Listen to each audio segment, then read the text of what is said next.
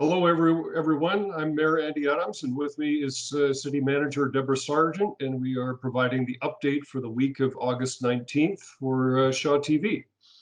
I'll start off by saying that I just can't say enough that we need everyone, and I mean absolutely everyone, to take COVID-19 seriously. With the increasing number of cases on Vancouver Island, including Campbell River and the North Island, please remember that some people can have very mild to no symptoms, but can be spreading the virus without even knowing that they have it.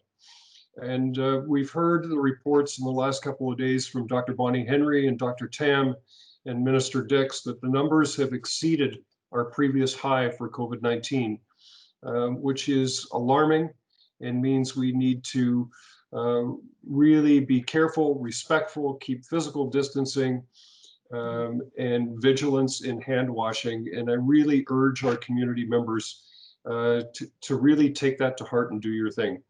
If we all do what we can help prevent the spread of this virus and keep our community safe and healthy. That's right, Mayor Adams. Organizations of all kinds across our community are working with enhanced safety protocols. More and more, the use of face masks is being required in enclosed areas. And these are areas where people are less likely to be able to keep that important physical distance of 2 meters. So masks covering the nose and mouth are already required on our commercial airlines. And effective August 24th, they will also be required riding the bus in Campbell River. You'll have to have a mask that covers the nose and the mouth. So the City and BC Transit will be distributing masks from noon to 2 p.m. on August 20th at both the community center and also our transit interchange, which is at Highway 19A and Erickson Road. Thank you, Deborah. And one of the great examples that we have of adjusting regular activities under irregular times to keep people safe is the success of the farmers market this year. And Reed King of Pier Street Market has taken the lead in organizing that with a lot of help from a lot of patrons and businesses. The location at Cedar and 11th is proving to be an extremely popular location, and it has lots of room for physical distancing and is central location with lots of parking around the community and surrounding area. After the first 6 weeks, the attendance is up to 900 people participating in that, which is outstanding. And it has drawn interest and attraction from outside of our community, in that we have over 26 vendors are coming from either the Comox Valley or Sayward or outside the Campbell River area to participate and show their wares. So that's great. It's also great to hear that the increased foot traffic as a result of the farmers market has meant that some of the small businesses in the surrounding area are now opening up on Sunday to take advantage of the activity and the patrons that will help their businesses as well. And we have another change and improvement in the general area of the farmers market. For anyone driving an electric vehicle, we have a second charging station that's just been installed, and it's next to the existing charger at the community center parking lot that faces the farmers market that you were just talking about, the new location for the farmers market. And this was a BC Hydro project, which came at no cost to the city and doubles the charging capacity we have at the city. And if there's more demand, there's a possibility that we may install a third EV charging center. So really good news for electric vehicle drivers at the City of Campbell River. Certainly is, and you can't miss it with the nice new sign in the middle of the community center parking lot. And it's right adjacent to the previous 2 electric vehicle charging stations that we already had there. I can't believe we're already in the middle of August, and it's getting darker earlier already. But we have added another feature in downtown to help brighten that space at night.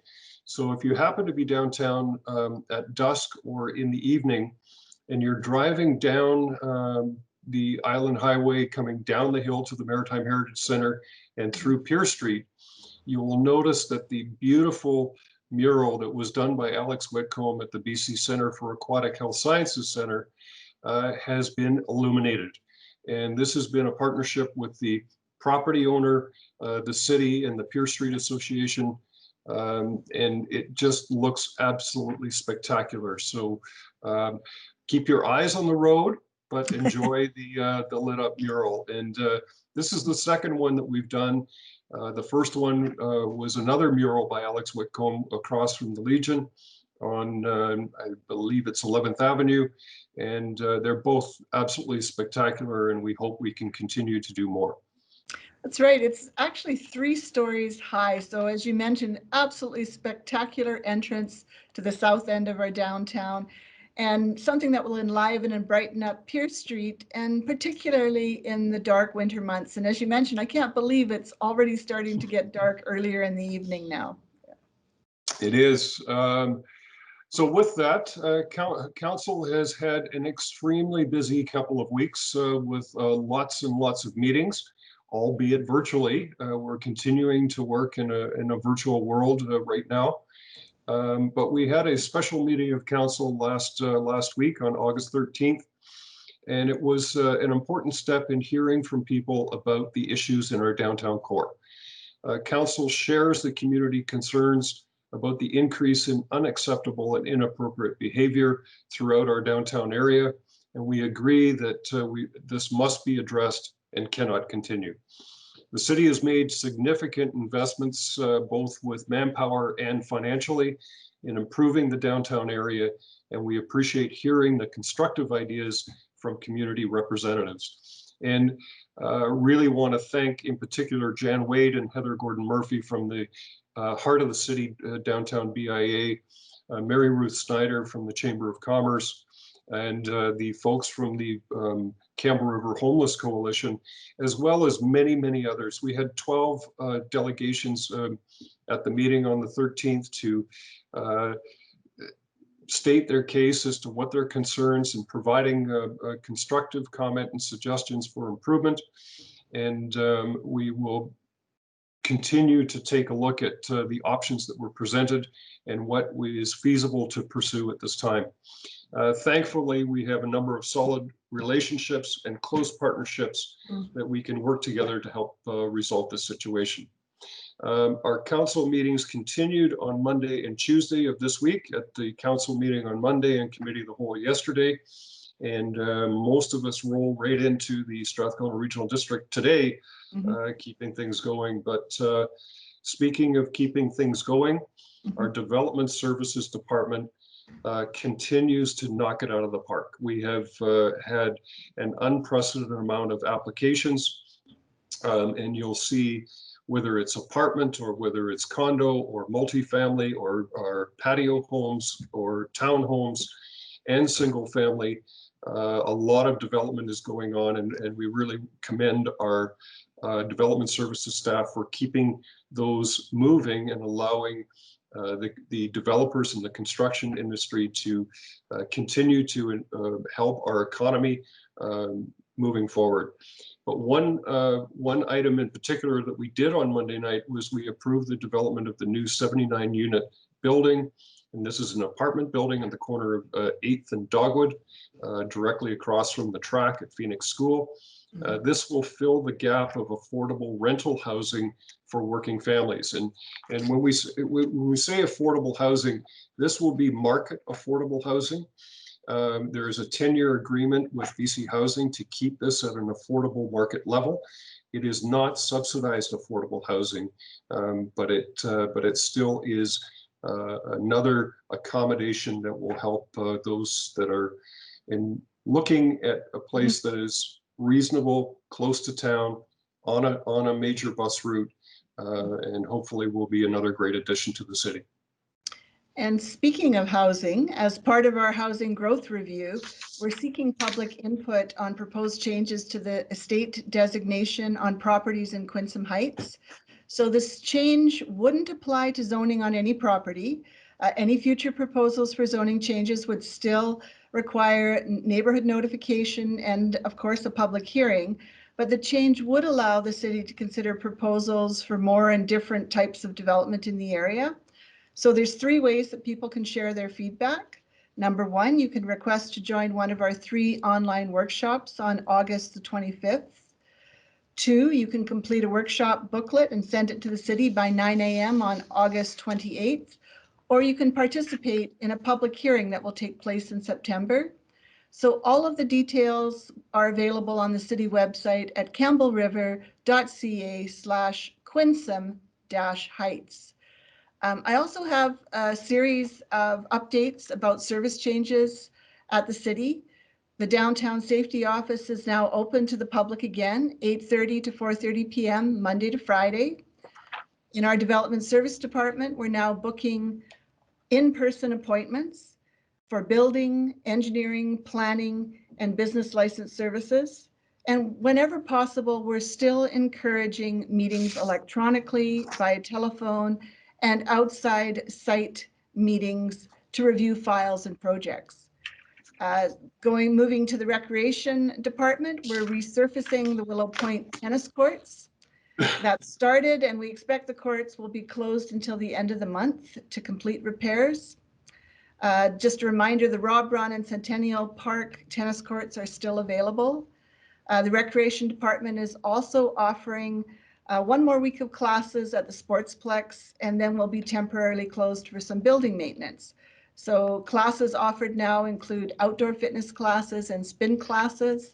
We're also planning classes to be offered at the community center starting August 31st. So stay tuned for a schedule that's going to come out very soon. To participate in any of our classes, you must book your spot in advance. Go to campbellriver.ca/online-registration for more information. The weight room and activity rooms at the Sportsplex are going to reopen on Monday, September the 14th, and the gym will be open again September the 18th. So please follow all posted safety protocols and do not enter a public building if you are sick. You can find all the information about how to access city services and facilities on our webpage at campbellriver.ca/COVID-19. Thank you, Ms. Sargent. And following up on recreation, in addition to all of the things that are going on at the Sportsplex, is also phase 2 construction of the bike park. And would just ask members of the public and all of those kids that are just so eager to get out there on it to please stay off during construction so that they're able to get that fully constructed in the best way possible. And it's also for your own safety. So that will be a great addition to that. And in addition, the Rob Braun Fieldhouse from the Campbell River Soccer Association is getting close to having the exterior wrapped up. Looks absolutely fantastic, and want to thank Ketsa Pacific for the work, and in particular Tyler Schofield for the work that they're doing in a very safe and responsible manner during this COVID times.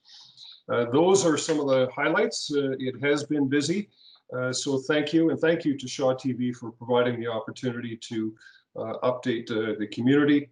And thank you, Campbell River, for doing everything you can to remind people to keep your guard up against COVID-19. We're in this together. Do your part, be safe, be healthy, look after your loved ones, and have a great week. Thank you very much. Thank you, Mayor Adams.